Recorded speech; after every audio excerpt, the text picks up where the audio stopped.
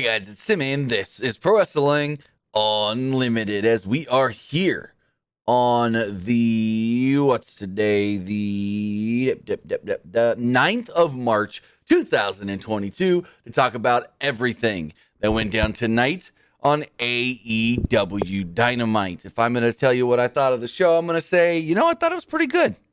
Thoughts tonight's show was pretty good. There are some things that I didn't particularly like the opening segment, to be honest. I didn't really care for that. But for the most part, I thought tonight's Dynamite was a pretty good show overall. We had a title change. We had 3 title matches. We had a new wrestler, I guess you can call her, sign with the company. Jeff Hardy debuted and so much more. But with that, I want to say thank you for joining me here. Twitch.tv/PW Unlimited, YouTube.com/Pro Wrestling Unlimited, and Twitter.com/PW Unlimited. Remember, if you are watching on Twitch, you can help us out a couple of different ways. You can either help us out by hitting that donate button down below or by donating Twitch bits in the live chat. Also, remember, you can help us out by subscribing to the channel one of 2 different ways. You can either subscribe with a tiered subscription, or if you go, I ain't got that, but I got Amazon Prime, you could be like, oh, Mr. Bang is you, and subscribe with Amazon Prime. And it's very simple to do. You take your Prime account, take your Twitch account, you link them together, bada bing, bada boom, you're Prime Gaming.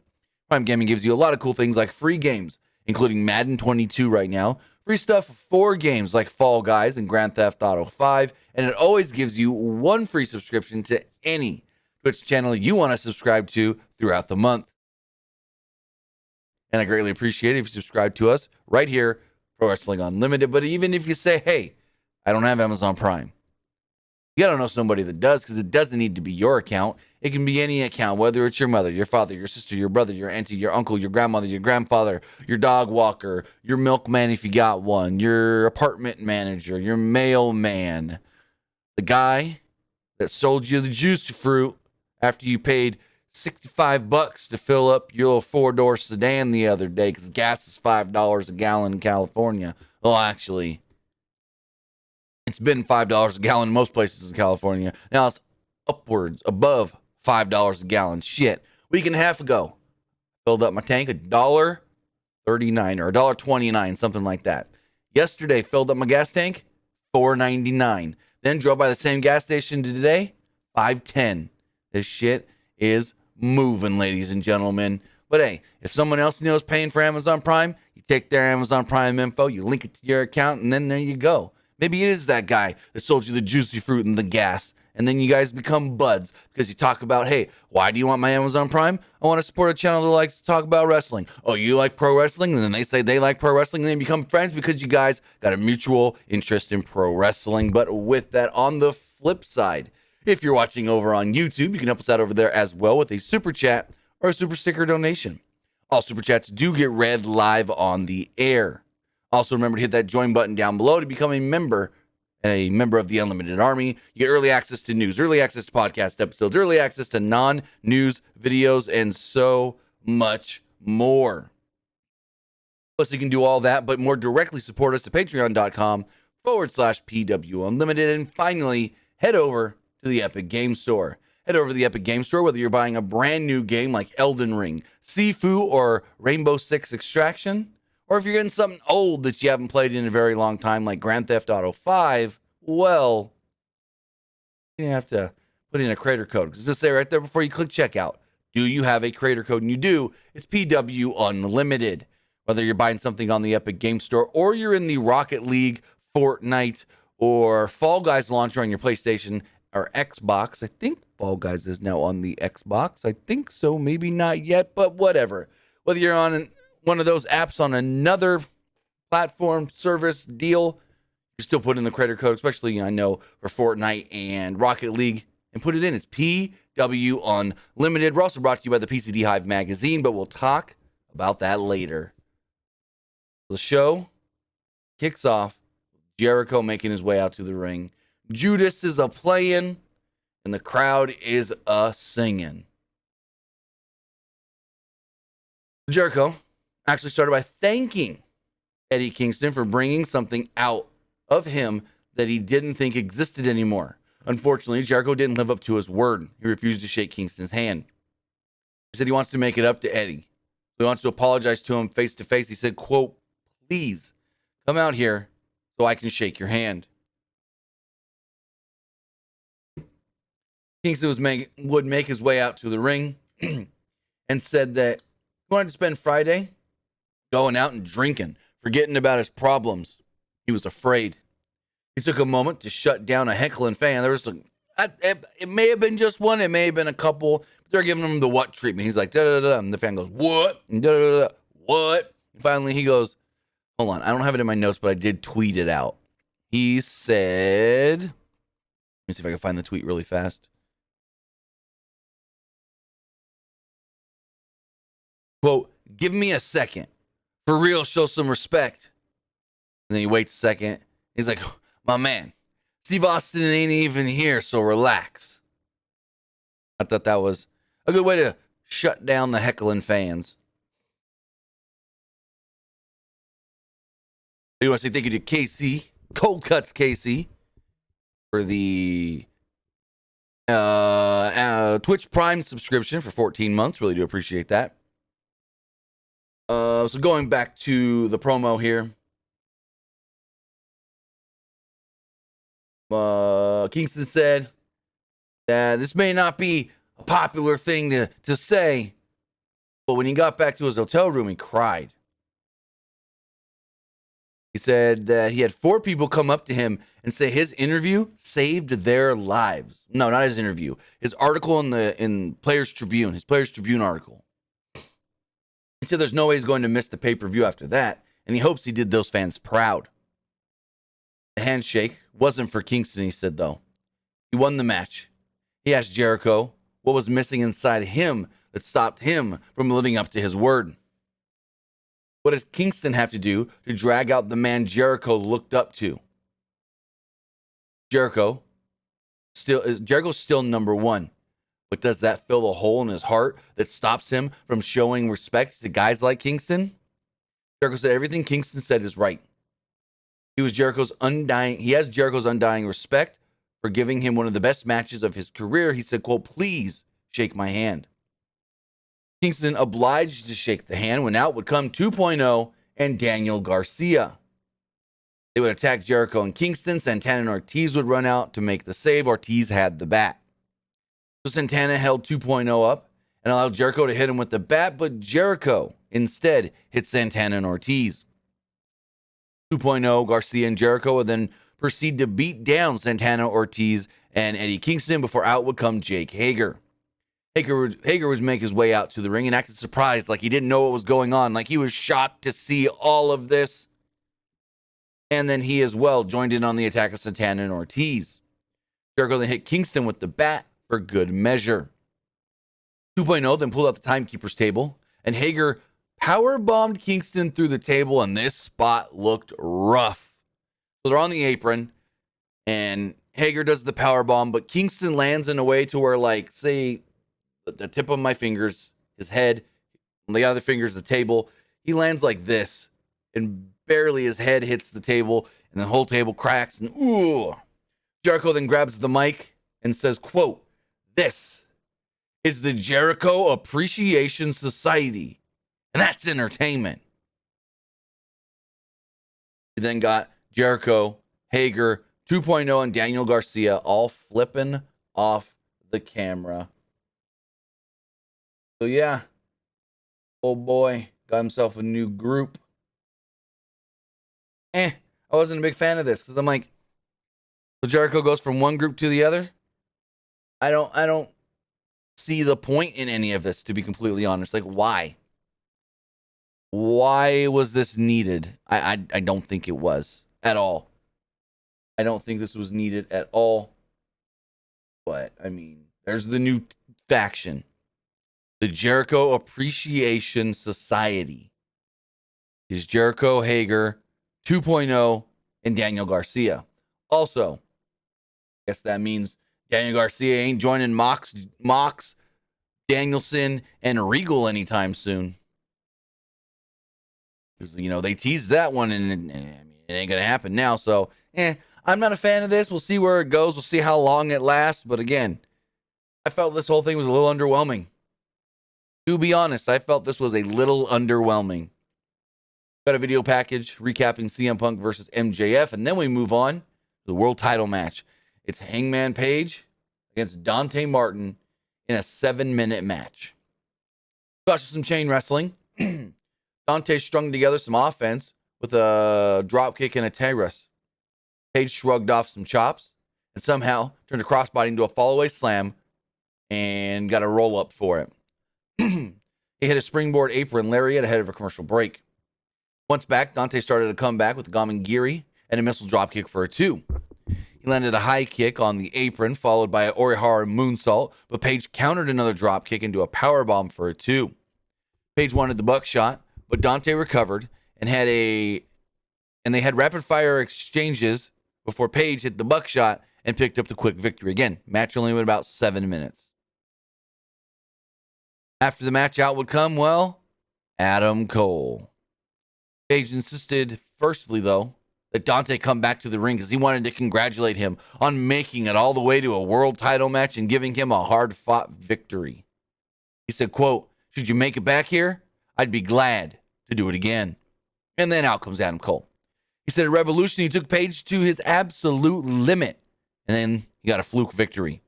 Next week, Cole's challenging Page to a 6-man tag team match. Cole's two partners are going to be some young men that he really knows well.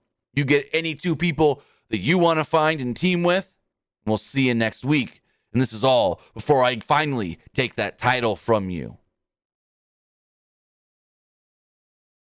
Give me 1 second to time this person out in the YouTube chat. So I'm like, oh, we're still not done with Adam Cole and Hangman. Okay, cool.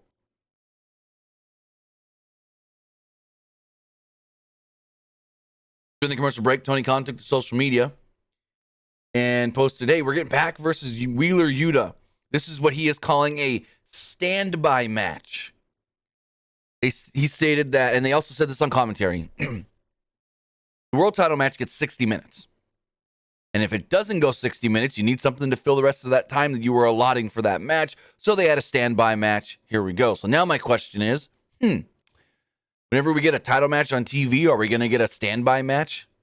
Are they going to say, so-and-so and so-and-so are going to fight for these titles like next week? Wardlow will challenge Scorpio Sky for the TNT Championship. If that match does not go an hour long, well, then we're going to get, say, Pac versus Chucky T in a standby match. But here's my question on this. We call this a standby match. And say, so the main event went 7 minutes. This match here, the standby match, went like 4. So 7, 8, 9, 10, 11, 12. Where's the other 45, 46, 47 minutes? You know what I mean? If you have a standby match because the title match didn't go an hour, so do you have a whole standby hour? A whole standby 30 minutes? It just didn't make any sense to me. It didn't make any sense to me at all for the standby match thing, because it's like, okay, if you got a standby match because the title match, not the main event, but the title match didn't go an hour because you booked it to be an hour, and then this goes 4 or 5 minutes, where's that other 40 minutes that you were allotting to the world title match? It's an overbooked thing that really, and if you really think about it, doesn't make sense at all. And now, next week, we got the TNT title match. Do you need a standby match if that don't go an hour because it's not in the main event? Just saying. Next up, we have Bryan Danielson and Jon Moxley taking on the Workhorsemen, JD Drake and Anthony Henry. Company can't get anything fucking original, can they? The Workhorsemen? Just saying. Very original there. Those are the entertaining all-out sprint. The Workhorsemen have been teaming together for years. Jon Moxley and Danielson. They've only been teaming together tonight. And they really played that up on commentary going, it's an experienced team versus a team that's never been together at all. And Danielson and Moxley attacked right at the bell as William Regal watched from ringside. Also, here's an interesting thing. So AEW's got their roster on their website. And after Sunday, they had Regal listed as a coach. But then today, they moved him to the men's active roster with a 0-0-0 win-loss record. Is Regal going to wrestle an actual match? Oh, boy. That would be interesting. That would be interesting because William Regal has not wrestled an actual match since 2013. His last match was against Antonio Cesaro. So that should be interesting. Mox started with Drake and immediately took him down with a backdrop suplex. Danielson tagged in and laid in yes kicks, concluded with the buzzsaw. Drake forced Danielson to the corner and tagged in Henry, who laid in strikes before being cut off with a knee lift. Moxley tagged in and continued the beat down before Danielson re-entered the match and locked on the Romero special. Moxley then hit Henry while Danielson was in the hold and hit an X-Plex. Henry came back with a missile dropkick and tagged in Drake. Drake laid in hard chops and slaps on Moxley, who returned the favor and hit a rebound lariat. Moxley completely whiffed on a tope suicida, but hit the paradigm shift on Henry as Danielson tagged in and hit a Busaku knee on Drake. Danielson kicked Drake's head in and applied the label lock for the submission victory as Regal looked on approvingly.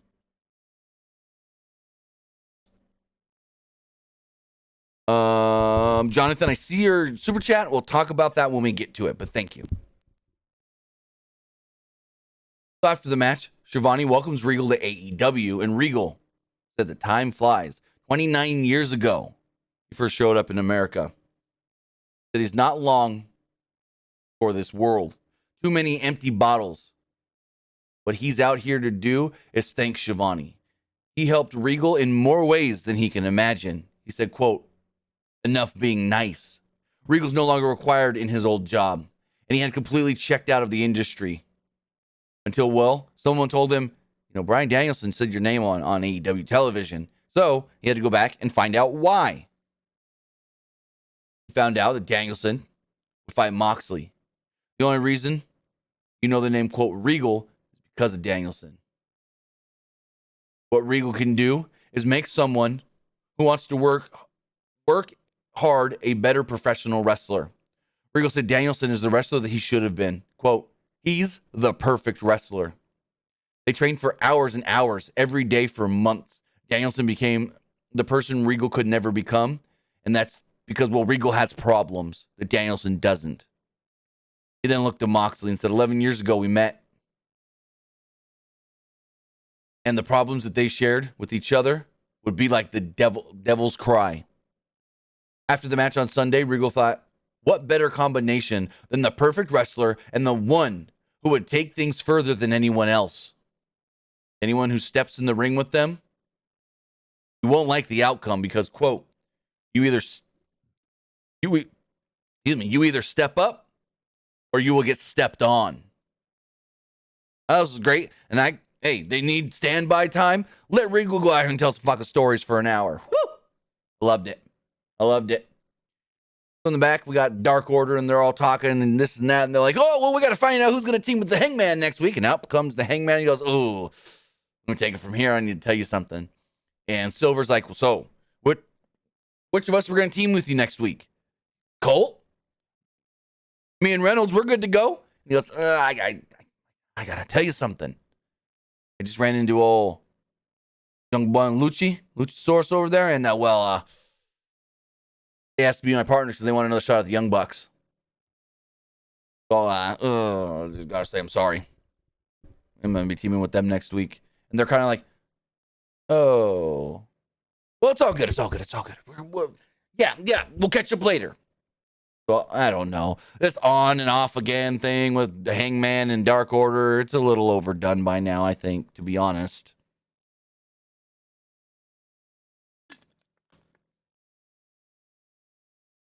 Next up, we had our standby match. It was Pac and Wheeler Yuta. They let us know because he came out in a sling, Orange Cassidy is injured. Injured his shoulder on a dive at the pay-per-view. Does not require surgery, but will be out of action for a little while. So hopefully Orange Cassidy recovers quickly and he can get back in the ring. This match, like I said, was like 4 or 5 minutes long. They performed some quick chain wrestling leading into a commercial. Pac was dominating upon the return, but Yuta came back with the released German suplex. He followed it up with the top rope crossbody for a 2. Pac hit a German into a bridge for a 2, then an avalanche brainbuster. He then locked on a brutalizer for the submission. We go to the back, and it's Adam Cole standing between Red Dragon and the Young Bucks. Cole was disappointed that nobody left Revolution with gold, but the two teams started arguing. Cole started talking about his partners for next week. The Young Bucks go, wait. Told you before, and we'll say it again. Matt goes, we're not fighting Hangman. So count us out. We won't team with you. And Cole goes, who said you were my partners? It's these two. It's Fish and O'Reilly. It was always going to be them. And they go, Cole walks off. Fish walks off. And O'Reilly says something. I didn't get the exact quote, but he's like, man, you guys have egos about you or something like that. And so it's Cole, Fish, and O'Reilly against why did my mind just go blank? Hangman, Luchasaurus, and Jungle Boy next week. Not the Young Bucks, even though he said, 2 young men you know well, which everyone thought it was Young Bucks. Then we got a very interesting segment that I'm still like, what the hell about? FTR. So FTR and Tully Blanchard were asked about their next move. Dax said professional wrestling is his first love. And he's looking at the Young Bucks and Red Dragon next so he can look his daughter is in the eye. He started talking about family. And Tully cut him off and said that they're losing focus and they should be going after championships. Dax and Tully got in each other's faces, but then Cash cut Tully off and said, we don't need you no more. You're fired. Fired? What the hell? Here's my question. So Tully's just now with Spears and that's it? No more with FTR? What does that mean for the Pinnacle? Are they all still in the Pinnacle together? Is the Pinnacle even still a thing? They lost Wardlow. Well, I don't know. I mean, is the Pinnacle just MJF, Tully, and Spears? Beats me. We got another firing in the next segment. It was the AHFO emergency board meeting. And so I was talking with Nick during this segment, and I go, right after the segment, actually. And I go, this should have hit for me a lot harder than it did, but I'm just sitting here the entire segment going, where's Jeff? Where's Jeff? Where's Jeff? Where's Jeff? Oh, cute Darby Sting. Where's Jeff? Where's Jeff? There's Jeff. I couldn't be like, oh my God, Jeff Hardy's here. Woo, woo, woo. Nope, I was just sitting there going, where's Jeff? Where's Jeff? Oh, hey, they tricked us. It's Sting and Darby. Where's Jeff? There's Jeff. You know? So it's like, Matt Hardy was heated right away, but Andrade wasn't having it. He says, we need to take a poll. His accent made it sound like he said bowl. He said, we need to take a poll. Figure out if Matt should still be in this group or not. Andrade, hands down. Jose, hands down. Private Party, hands up. Matt said, my boys will never vote against me. But with his backs to them, they eventually was Triple H on Batista. Andrade then says, well, hombre, always watch your back. Matt turns around and goes,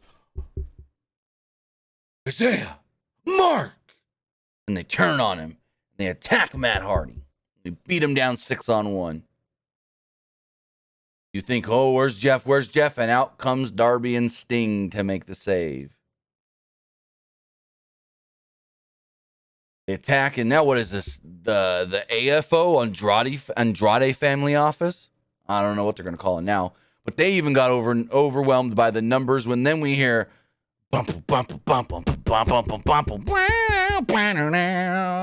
out comes Jeff Hardy. Jeff Hardy, a bat out of hell, jumps up on the apron, starts dancing really quickly, and then shoots down into the ring, attacks everybody. And Jonathan Hiller has a question in the super chat. I'm surprised that WWE doesn't own the rights to the Hardy theme. Well, the Hardy theme is not a song they created. I mean, I've heard it in commercials all the time. Shit. Spike TV used to use it in advertising stuff on their network all the time back in the day. The Hardy song is not a song created by WWE, so really, Tony Khan just had to obtain the rights to use it. Like, he didn't buy the song right out that I know of. He didn't, he doesn't now own it, but he's got the rights, just like with Orange Cassidy and Jungle Boy and stuff, and Moxley and Wild Thing. He obtained the rights to use it. It's not a song that WWE owned. TNA could have done this back in the day if they wanted to as well. It's just a generic song, and the guy that created it's created by the same people that did the hardcore and Crash Holly theme. So if Tony Khan really wanted, he can go to the same people and say, "Hey, can I get the song that WWF used for the Holly cousins?" But anyways, actually, hold on. I also didn't check. Did Tony Khan ever sent Jeff Hardy's All Elite tweet? I actually never saw that tweet. They tweeted out a Hardy Boys entrance video on YouTube. That's interesting. New Matt and Jeff T-shirts available now. Shop AEW.com. Oh, there we go. There we go. There it is, Mr. Tony Khan, man. Jeff Hardy is All Elite.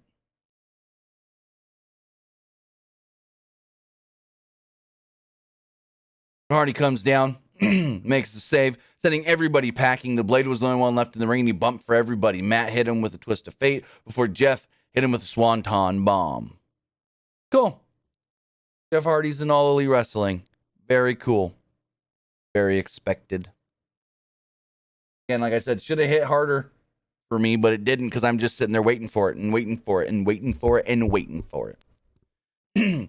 Next up, we got Shane Swerve Strickland backstage. And he talked about how he's debuting this week on Rampage. Tony needs to interrupt and sarcastically congratulate him before challenging him to a match. He said, you got a match on Rampage with no opponent. How about me? Swerve said he'd bless him like he used to because, well, this is whose house? And Shivani goes, Swerve's house. So next up, we got a Wardlow segment, and I ended this going, who would have thunk Wardlow was such a good promo? Like, it wasn't blow my socks off MJF CM Punk level promos. It wasn't no Roman Reigns, acknowledge me. But he didn't stumble once. Everything was fluid. It all made sense. It sounded good. Who would have thunk Wardlow was such a good promo? Kudos, bro.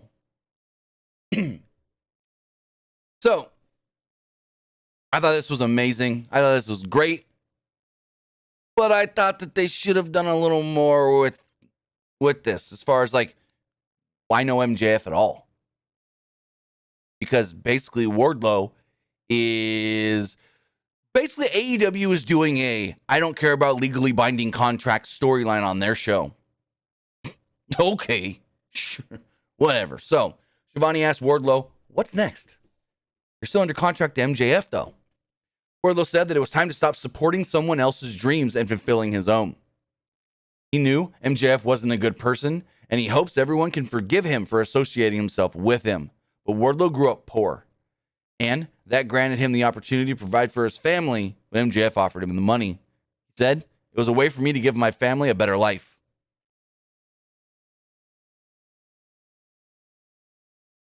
MJF gave Wardlow his foot in the door, and for that he thanked him. However, that doesn't give him the right to disrespect, threaten, and even put hands on him. Wardlow was still under contract to MJF, but he said he don't give a damn. He said he's no longer watching MJF's back. He isn't a member of the Pinnacle, and he is finally free. I mean, if we're going to go off of MJF owns your contract, legally, no, you're not. Legally, no, you're not. He said if MJF releases him from his contract, they can go their separate ways. From now on, The only thing he cares about is winning the TNT Championship, but he's not stopping there. He's going after everything. He said that he will earn himself an AEW contract, and then he will put the locker room on notice because AEW is officially Wardlow's world. So there we go. Then we had another weird segment. It's Keith Lee and QT Marshall, and QT's like, hey, we got common enemies in Team Taz. I don't like Taz. He never gave any respect for training his son. I know you got problems with Will Hobbs and Ricky Starks and whatnot. So why don't the factory watch your back? And freaking Keith Lee goes, we'll have a very large back. I'm good. And he walked off, and QT goes, you'll pay for that one. And they go, you're mad he doesn't want your help? I get it, but he's going to pay? Now you don't have to worry about watching his back, bro. Now you got to fight his ass. That didn't make any sense to me. Then we had tag title match. This one was just randomly announced today. Just like the world title match got randomly announced. It was the Acclaimed against Luchasaurus and Jungle Boy. The Acclaimed attacked right away, but Jungle Boy fought them both off before Luchasaurus took down Caster with an overhead chop. A double team senton got a 2. A distraction from Bowens, who wasn't the legal man, allowed the Acclaimed to take control ahead of a commercial break. Back from said break, Jungle Boy hit a rebound lariat and reached Luchasaurus for the hot tag. Luchasaurus ran wild on the Acclaimed, concluding with a double clothesline. And then out on the floor, Luchasaurus avoided a boombox shot, and Jungle Boy took them out with a flip dive. Luchasaurus then hit a clothesline and a choke slam. No, clothesline choke slam, standing moonsault. But Bowens broke up the pin. Jungle Boy then went for the Doomsday Escalara, but Bowens pushed him off the top rope. The Acclaimed hit the mic drop, but Luchasaurus broke up the pin for a decent near fall. Caster took out Luchasaurus, and the Acclaimed hit the combination driver for some sort of a good near fall. Christian then stopped Caster from using the chain, and Jungle Boy rolled up Bowens for a 2 off the distraction. Jungle Boy and Luchasaurus then hit the Escalara Doomsday device. Luchasaurus dispatched Caster with a tail whip, and Jungle Boy pinned Bowens to retain the tag team titles. In the back, we got Jade and Mark Sterling, and they said, well, Jade, what's next? And they said, next is Jade going 30-0. That's what's next.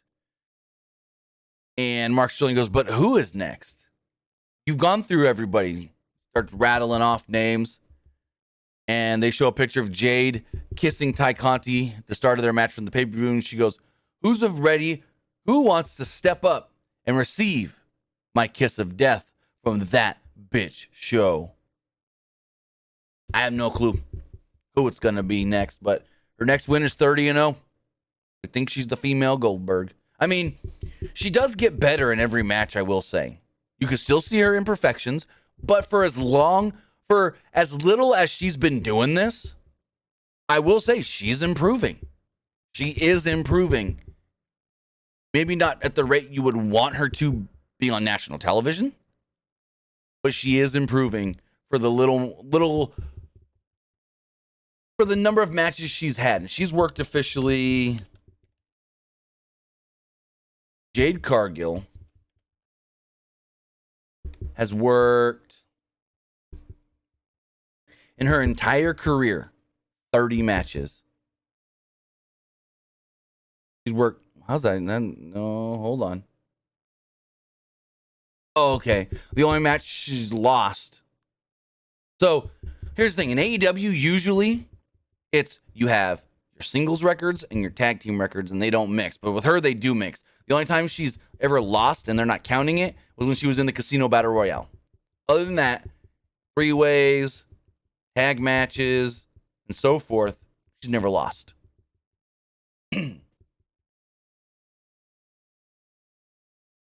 Next up, we had a Women's Championship Eliminator match. And here's the thing. Hold on. I was thinking about this tonight. Everyone gets all uptight about Vince McMahon and his verbiage. Championship opportunity. Local medical facility. Yeah, in AEW, you can't call it a number one contenders match. It's got to be a championship eliminator. No one, says anything about that. Oh, it's number one contenders match. Oh, championship eliminator. No one goes, why do they call it that? And no one, everyone moans and groans about WWE's special verbiage, local medical facility, championship opportunity. But no one says anything when Tony says it's got to be a championship eliminator. That doesn't even make sense anyways for it being a number one contenders match. It's two people with the opportunity and you got to eliminate one of the two possible contenders, I guess. Now we're just trying to make sense of something that almost doesn't make sense anyways. But it was Thunder Rosa versus Layla Hirsch, and this match wasn't really all that great. Rosa out-wrestled Hirsch early. She went for an early Fire Thunder driver, but Hirsch fought out and stomped on Rosa's arm. And then this match just kept on going. I feel like this match did go a little too long. And both women by the end, pretty damn tired. She continued to target Rosa's left arm throughout the commercial break. Back from the break, Rosa hit a repeated low drop kicks and a Northern Light suplex for a 2. Hirsch came back with a German suplex bridge of her own. Hirsch then climbed the ropes, but Rosa cut her off on the top rope and hit a superplex into a fireman's carry neck breaker, and she dropped her right on her dome. Layla Hirsch got dropped right on her head here.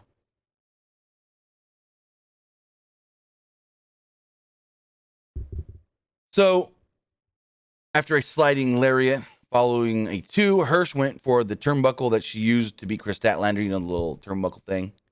And out would come Red Velvet to stop her. Hirsch instead locked on a cross arm breaker in the ring, forcing Rosa to make it to the ropes. Rosa then hit a sunset flip for a 2, then hit a Fire Thunder driver and picked up the victory. So with that, she gets a title shot next week in San Antonio against Britt Baker. Then they say, Tony Schiavone's got some huge news to announce. Tony Schiavone would go, next week, Thunder Rosa will be challenging the AEW Women's World Champion Britt Baker for the Women's World Championship inside of a steel cage. And they go, I think it was Excalibur goes, ooh, this match being in a steel cage. Well, what did he say? Hold on, I want to say this right. No, he said, this match being in a steel cage will eliminate the outside interference, or at least limit it. So the camera cuts to the back, and it's Britt Baker and company. Just she didn't understand why Rosa got another shot right away. She just beat her at the pay-per-view. Move to the back of the line. It's a conspiracy. Jamie Hayter's going to face Mercedes Martinez this week, and the Thunder Rosa's going to be all alone, or maybe not. She goes, it's a cage match. And I have to do this alone while you got the entire city of San Antonio behind you? Because I'm not afraid of losing my title, but I'm afraid of what happens if a carny riffraff like Thunder Rosa does become the champion. I wholeheartedly think that she's going to win the belt next week. I don't think it's the right move. Let me rephrase that. Thunder Rosa should have won the belt at the pay-per-view. They shouldn't have waited 2 weeks because they're in her hometown, even though she's announced from Tijuana, Mexico, or should I say the graves of Tijuana, Mexico. So, she ain't losing next week. I really think she should have won at the pay-per-view because it's a bigger moment win. And to most fans, and I know I got to say that, most fans winning on the pay-per-view is better than just a random win, even if it's in their hometown.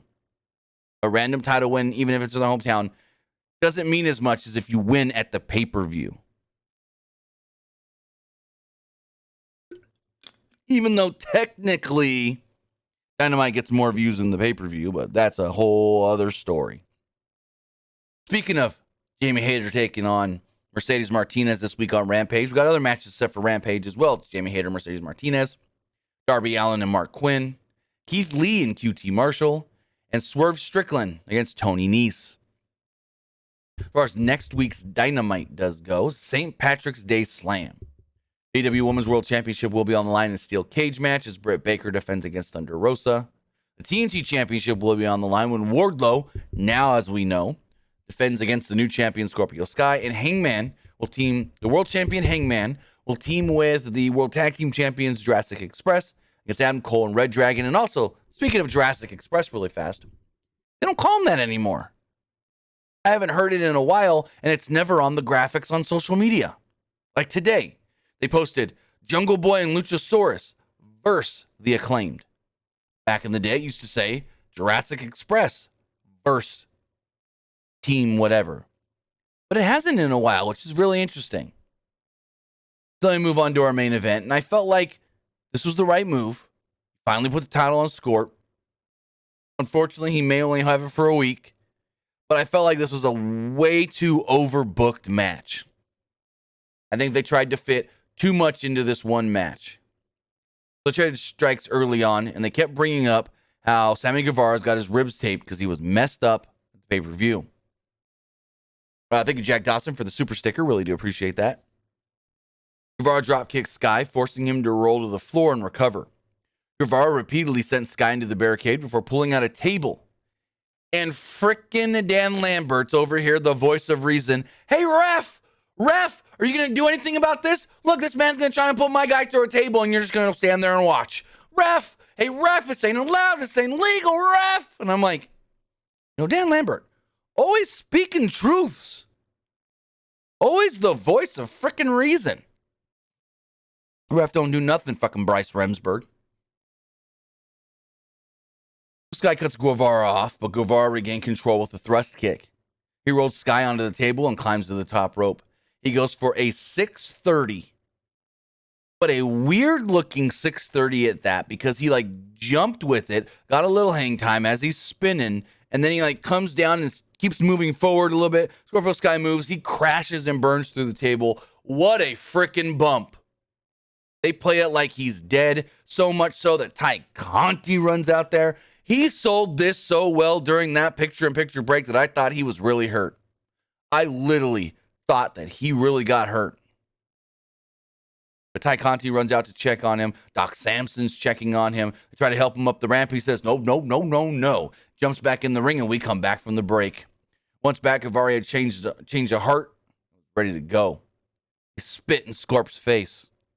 Guy immediately sent him out of the ring. Paige Van Zandt then got in Conti's face. Well, actually, technically, no. Conti got in Paige Van Zandt's face because Paige is just sitting in her seat ringside. Back to the ring, Scorpio Sky hit multiple backbreakers. Guevara got a flash roll-up for a 2 and laid in some chops before hitting a double springboard and a cutter for a near fall. Sky went for the TKO, but Guevara hit a thrust kick and then the GTH, but Sky rolled underneath the ropes. Guevara then went for a shooting star press. Sky got the knees up. Paige Van Zandt would then jump the barricade and attack Ty Conti from behind.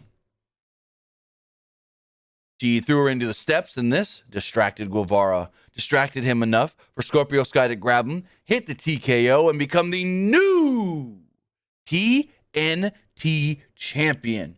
Also, Scorpio Sky can say that he's done something that nobody else has ever done in AEW. First person in AEW history to win 2 different championships.